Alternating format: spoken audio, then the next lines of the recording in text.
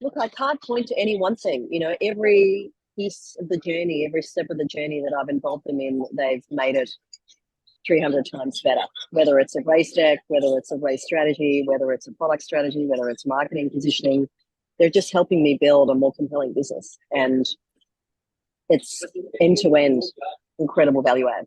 I kind of regret that I paused it for a while because I was just so busy head down post race. But if I could have them in my life every week for the rest of my journey as a founder, from A to B to C to D, I know that I would be better off as a leader, and our business would be better off. I would say the biggest, I think, is the understanding of the SaaS world and the way product needs to be built and the way it needs to be charged for and modeled. Like I said at the beginning, that was completely new to me. And now I understand the kind of, the metrics behind it all. I feel confident to keep building businesses for the rest of my career in this space. So I have to say that was ultimately the beginning of it all, and that's what will last and stay with me. I think it is that thing of me leveling up. And it's interesting, we're doing the same founder that recommended Vencha recommended a pricing expert to me. And we're doing a project with him at the moment that will kind of all reach fruition this week. And, he says about what he does, he's like, I'm not going to come in and tell you how to do pricing. I'm going to work with you guys so you learn how to do pricing. And then, in 18 months' time, when you want to review your pricing again, you guys will be able to run the workshop. You won't need me. And it's felt like that working with Vencha. I'm a different person now. I feel like I can hold conversations around go-to-market in a much more intelligent way. I'm much better. I'm in a much better position to hire the right team, to define strategy myself.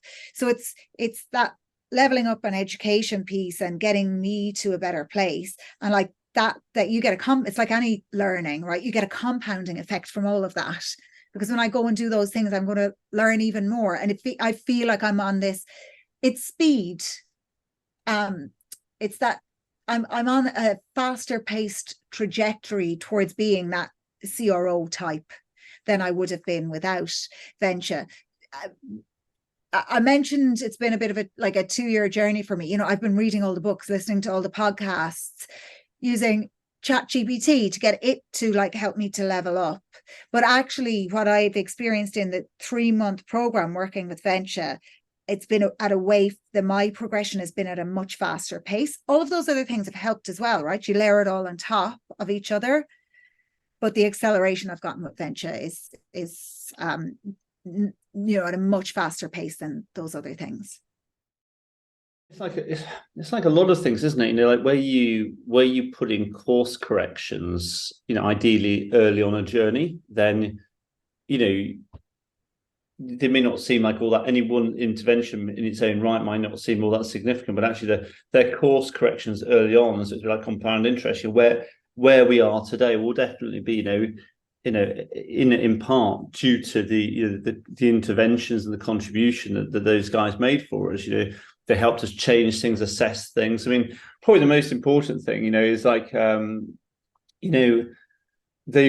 a time when we were applicable to everything, and we were like, we were just dying because we couldn't really make an impact. We couldn't make a suitable impact on anything in any working day, because it was like, well, we're applicable to all these geographies, every organization, 3 use cases, dum-de-dum-de-dum. The guys, Richard was especially kind of passionate about, his phrase of, uncomfortably narrow. And, like little sound bites like that do sort of stick with you a little bit, and have been regurgitated a few times since. But it's like okay, guys, really interesting. Like, look, I absolutely recognise you'll take over the world at some point. In the meantime, look, where is this? Where's the visceral pain? Where is it that we need to?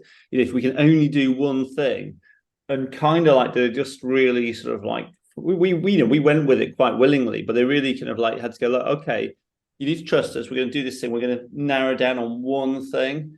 And I think that was probably like a real turning point for us, because it just meant that actually for the first time you could get up and go to work with a human amount of effort and energy and resources and achieve an outcome, achieve something quite tangible, and then you could add another human to that and be a bit more successful, and add more stuff. But it just gave us a lot of focus around. It's like, look, just you can forget about the other stuff, just double down on this. And if you can't prove it here, you're not going to prove it anywhere. Prove it here, and then get on with the other stuff.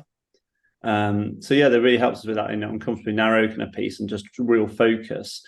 And then from that then allowed us to build a beachhead, which we're still mining today, and then use that as a stepping stone for other places.